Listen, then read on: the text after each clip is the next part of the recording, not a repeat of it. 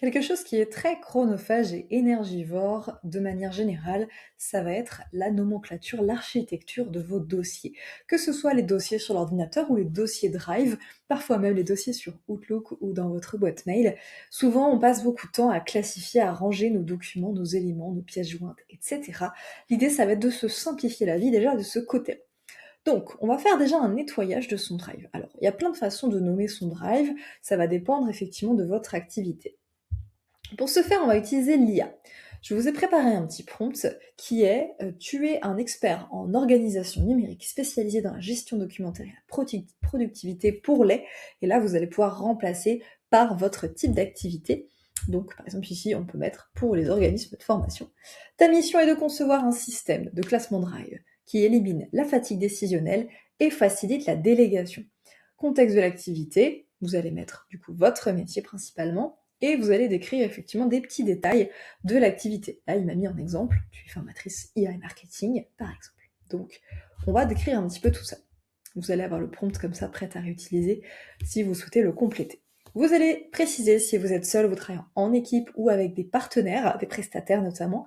Vous allez expliquer le volume de choses que vous avez à traiter, les contraintes également, donc si vous avez des normes administratives, etc., peu importe, des problèmes actuels, pourquoi ça vous prend du temps, pourquoi vous n'arrivez pas à classifier vos dossiers, est-ce qu'il y a des choses qui sont plus ou moins complexes aujourd'hui.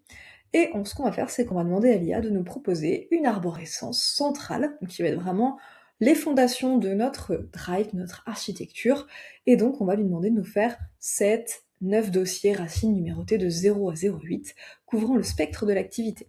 On veut aussi pouvoir avoir une vision des sous-dossiers possibles pour chaque dossier racine. Par exemple, moi, quand je travaillais en agence, on avait une nomenclature qui était assez précise. Sur les dossiers commerciaux des clients, par exemple, on avait dans chaque dossier une nomenclature spécifique. C'est-à-dire qu'on avait tout ce qui était conseil avant-vente, tout ce qui était administratif et facturation, et on avait également tout ce qui était de l'ordre de la production. Et donc, ça permettait à chacune des personnes de l'équipe de savoir, selon les dossiers clients, à quel niveau est-ce qu'elles pouvaient intervenir. Système de nommage, nomenclature, créer une règle stricte pour les fichiers, exemple, convention, facture, support, avec des exemples concrets. Identité visuelle, je peux suggérer des emojis cohérents pour chaque dossier racine pour faciliter le repérage visuel. Moi j'aime beaucoup mettre, alors ça c'est très personnel, chacun fera comme il le sent, mais moi j'aime bien mettre des systèmes de petits carrés comme ça, parce que je trouve que c'est plus facile à visualiser, ça après, ça dépend de chacun. Contrainte de réponse ne dépasse pas 3 niveaux de profondeur. Pour éviter de perdre les fichiers, priorise une structure orientée action. Donc là, je vais lui préciser, je ne vais pas tout compléter, là c'est vraiment pour vous montrer le prompt que vous allez pouvoir compléter. Prompt à remplir. Alors, on va partir sur un organisme de formation professionnelle en management. Voilà. Et on va activer le mode raisonnement parce que c'est quand même un sujet un peu stratégique.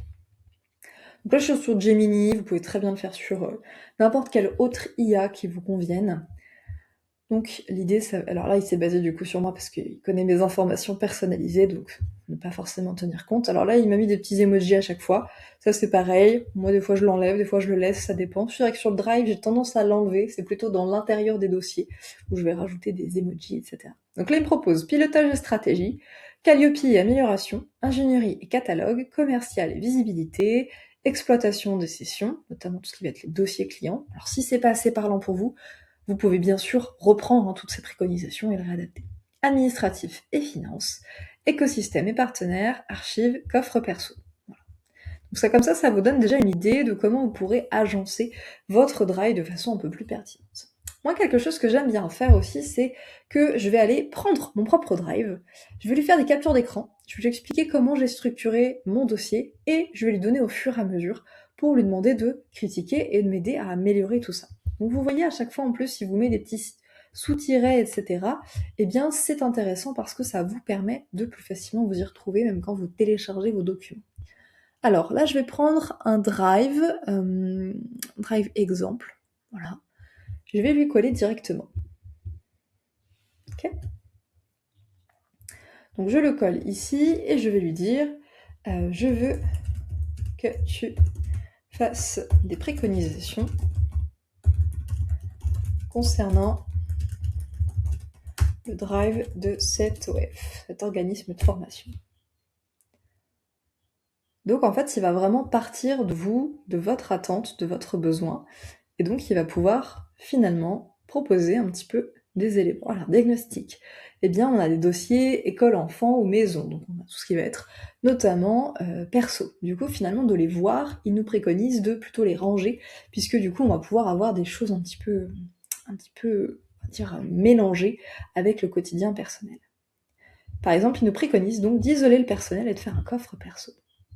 Basculer une certaine structure, tout ce qui va être asso dans le pilotage, PowerPoint dans ingénierie de formation, Audencia dans exploitation avec les dossiers clients, etc., etc. Donc en fait, on va avoir vraiment toute une somme de préconisations qui sont très intéressantes pour juste se faciliter la vie, diminuer la charge mentale et vous permettre d'être beaucoup plus efficient du coup au quotidien. Donc ça, le drive, c'est quelque chose d'essentiel à ne pas négliger et pour le coup, l'IA peut vraiment nous aider à trouver la bonne nomenclature.